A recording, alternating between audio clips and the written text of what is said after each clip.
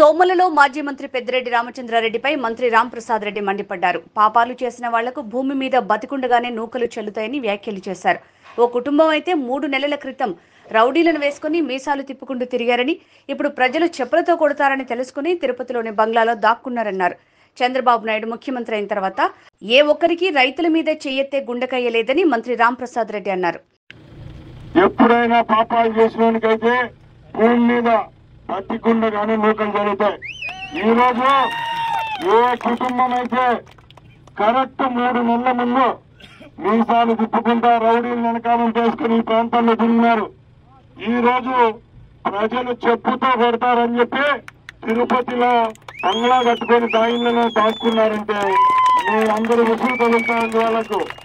నేను ఒకటే చెప్తున్నా, ఈరోజు తెలుగుదేశం పార్టీ ప్రభుత్వం వచ్చిన తర్వాత చంద్రబాబు నాయుడు అనే పెద్ద మనిషి ముఖ్యమంత్రి అయిన తర్వాత ఎవరికి గుండెకాయల్లో రైతుల మీద చేసేదానికి నేను ప్రోత్సహిస్తున్నా.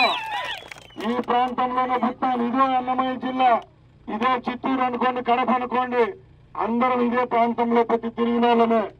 ఇక్కడ ఒక రైతు కంట్లో నీళ్లు వచ్చిన మిగతా అందరికీ ఆ పాపం తగులుతుంది. కాబట్టి తప్పకుండా ఈ ప్రాజెక్టు కంటిన్యూ చేసేదానికి ఏమటకు రాష్ట్ర ప్రభుత్వం ముందుకెళ్లదు.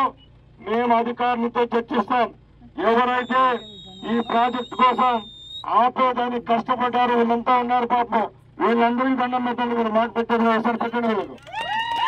ఎందుకంటే ఈరోజు మన సొంత భూమి 1 ఎకరా పోతే ఎంఆర్ఓ ఆఫీస్కు పోలేని కాలంలో ఢిల్లీకి పోయి మీ అందరి కోసం పోరాడి ఈ ప్రాజెక్టు నిలబెట్టిన ఇద్దరు ముగ్గురు పెద్ద మనుషులతో మాట్లాడుతుంటే మాకే గర్వంగా ఉంది. ఎందుకంటే మనం ఏదన్నా పోతేనే పట్టించుకోండి. రోజు అలాంటివి గ్రామాలు 3 గ్రామాలు 12 ఎకరాల భూమి పోతారు.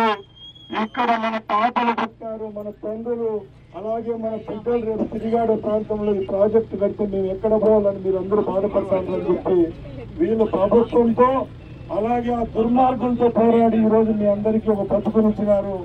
ఈ రోజు వరకు వాళ్ళు కొట్లాడింది ఒక ఎత్తైతే ఇంకా నుంచి తెలుగుదేశం పార్టీ ప్రభుత్వం భరోసా ఇస్తాను మీకు.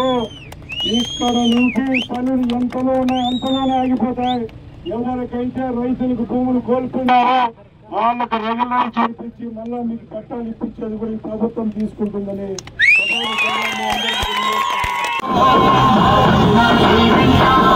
అందరికీ